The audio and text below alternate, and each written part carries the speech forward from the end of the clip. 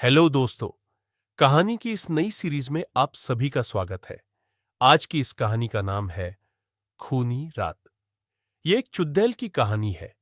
अगर आपको horror stories, भूतिया स्टोरीज या चुड़ैल की कहानियां पढ़ने का शौक है तो इस कहानी को पूरा जरूर पढ़ें। ऋतु, वर्षा, अमन और सौरव अच्छे फ्रेंड होते हैं। चारों साथ ही ऑफिस में काम करते हैं और छुट्टी मिलने पर साथ में एंजॉय करते हैं। सभी को सिगरेट पीना, नशा करना और ड्रग्स लेने के आदी होते हैं। चारों अपनी लाइफ एंजॉय करने में यकीन रखते हैं।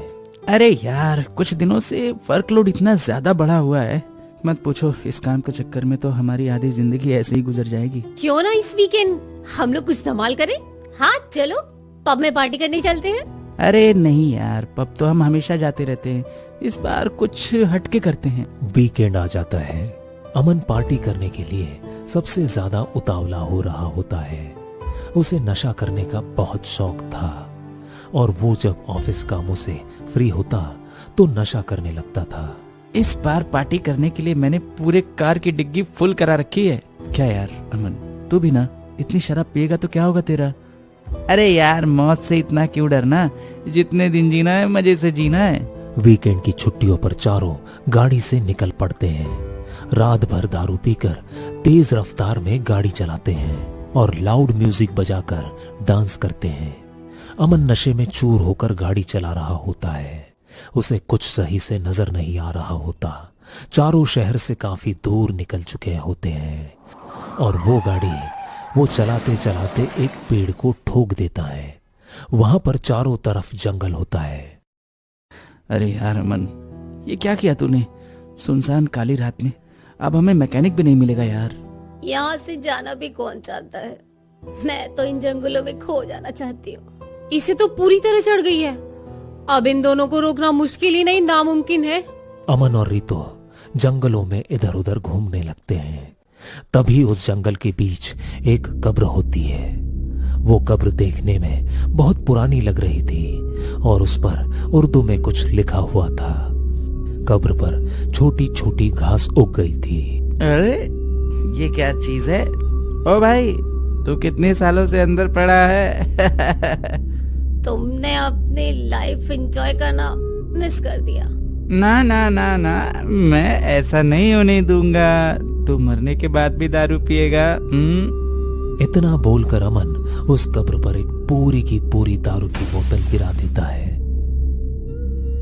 और उस कब्र के ऊपर चढ़कर नाचने लगता है। हमें ऐसा नहीं करना चाहिए। प्लीज अमन को रोको। हमें नहीं पता ये कब्र किसकी है और ये इस जंगल में क्या कर रही है। अमन को रोकना अब पॉसिबल नहीं है। तभी उस कब्र के अंदर से कुछ आवाजें सुनाई देती है। अरे दारू पीते ही इस मुर्दे में भी जान आ गई। तभी उस कब्र के अंदर से कुछ आवाजें आने लगती है। उस कब्र के अंदर से ऐसी आवाज आ रही थी मानो कोई अंदर से धक्का दे रहा हो। तभी अचानक वर्षा को लगता है कि अमन के साथ उस कब्र के ऊपर कोई और भी खड़ा है और वो उन चारों को देख रहा है। ए, वहाँ कोई है।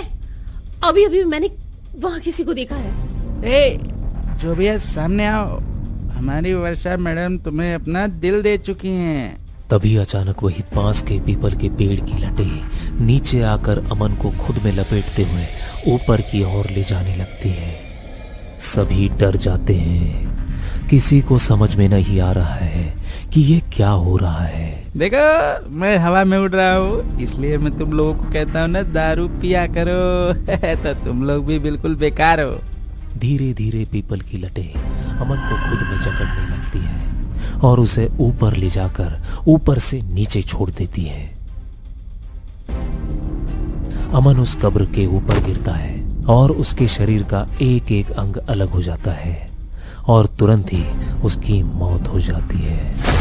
ऋतु, वर्षा और सौरभ ये देखकर डर जाते हैं। अमन, क्या हो गया तुम्हें? आंखें खोलो। भागो यहाँ से। हमने यहाँ पर आकर बहुत बड़ी गलती कर दी है। हमने इस कब्र में सोई आत्मा को जगा दिया। अब ये आत्मा हमें नहीं छोड़ेगी। तीनों वहां से अपनी जान बचाकर भागने लगते हैं, लेकिन तीनों के पीछे एक सालों से कोई खतरनाक आत्मा पड़ जाती है। अचानक से वहां पर तेज हवा चलने लगती है और सारे पत्ते उड़ने लगते हैं। तीनों एक दूसरे से अलग हो जाते हैं। ऋतु नशे में भागते हुए उस कब्र के पास वापस पहुंच जाती है।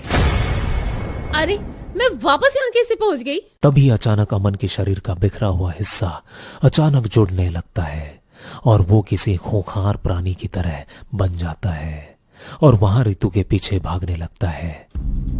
ऋतु वहां से अपनी जान बचाकर भागती है। अमन, होश में आओ, मैं तुम्हारी दोस्त ऋतु। अमन दौड़ते हुए ऋतु का गला पकड़ लेता है। अमन ऋतु का गला पकड़ते हुए उसे पेड़ के ऊपर टांग देता है और ऋतु की गर्दन एक नुकीली डाल में फंसा देता है। ऋतु का शरीर उस पेड़ से लटक जाता है और वहीं पर ऋतु की मौत हो जाती है। ऋतु के शरीर से खून बहते हुए नीचे की ओर गिरने लगता है। वर्षा जंगल में भागते भागते उसी पेड़ के नीचे पहुंच जाती है जहां पर ऋतु की लाश टंगी हुई होती है। सौरभ, ऋतु, कहाँ हो तुम दोनों? मुझे बहुत डर लग रहा है। तभी वर्षा के ऊपर खून की बूंदें टपकने लगती हैं। वर्षा खून की बूंदें देखकर ऊपर देखती है और वो ऋतु की लटकती लाश देखकर घबरा जाती है और चिल्लाने लगती है। ऋतु, तू भी अमन की तरह हम लोगों को छोड़कर चली गई। तभी अचानक ऋतु का पेड़ से लटका शरीर हिलने लगता है और उसकी लटकी गर्दन सीधी हो जाती है और वो अपने हाथ से पेड़ को पकड़ते हुए वहां से निकल जाती है। वर्षा ये देखकर बुरी तरह घबरा जाती है और वो वहां से भागने लगती है। भागते हुए वो सौरभ से टकरा जाती है। अच्छा हुआ सौरभ, तुम मिल गए। ऋतु, उस आत्मा ने ऋतु को भी नहीं छोड़ा। हम सब मारे जाएंगे। हमें यहाँ आना ही नहीं चाहिए था। चलो भागो यहाँ से, मैंने यहाँ से निकलने का रास्ता देख लिया है, चलो मेरे साथ। मैं मरना नहीं चाहती, मुझे यहाँ से बाहर निकलना है। सौरभ वर्षा का हाथ पकड़कर भागने लगता है। उस अंधेरे जंगल में कुछ भी नजर नहीं आ रहा था। दोनों बस भागते जा रहे थे। तभी वर्षा देखती है कि वो दोनों उसी कब्र के सामने आकर खड़े हो जाते हैं। सौरभ, तुम इस जंगल से निकलने वाले थे ना? लेकिन ये कब्र तो... तब वर्षा सौरभ की ओर देखती है। सौरभ के चेहरे पर उसकी आंखें नहीं थी। ये देखकर वर्षा पूरी तरह घबरा जाती है। तभी सामने से सौरभ और ऋतु आते हैं। वर्षा, तुम तो वहां पेड़ पर लटकी हुई थी ना? सौरभ, ऋतु मर चुकी है। मुझे पता है यह बात तुम्हें इस ऋतु ने बताया होगा। मुझे तो कुछ समझ में नहीं आ रहा है, सच क्या है और क्या झूठ है। तभी ऋतु सौरभ के गले पर हमला कर देती है और उसका खून पीने लगती है।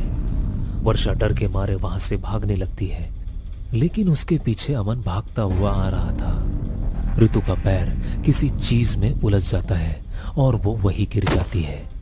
अमन उसका पैर पकड़कर खींचता हुआ उसे उस कब्र के पास ले जाता है। वहां पर सौरभ की आधी खाई हुई लाश पड़ी होती है।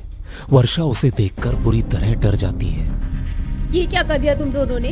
हम तीनों दोस्त थे ना, और आज तीनों एक दूसरे के जान के पीछे पड़े हैं। तभी सौरभ उठकर खड़ा हो जाता है और वहीं वर्षा के बाल पकड़कर उसे उस कब्र के अंदर डाल देता है।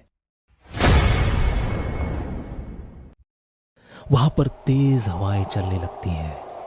खूनी रात में सारे दोस्तों की जान ले ली होती है। चारों एक गुमनाम मौत मर जाते हैं। दोस्तों, ये हॉरर स्टोरी आपको कैसी लगी?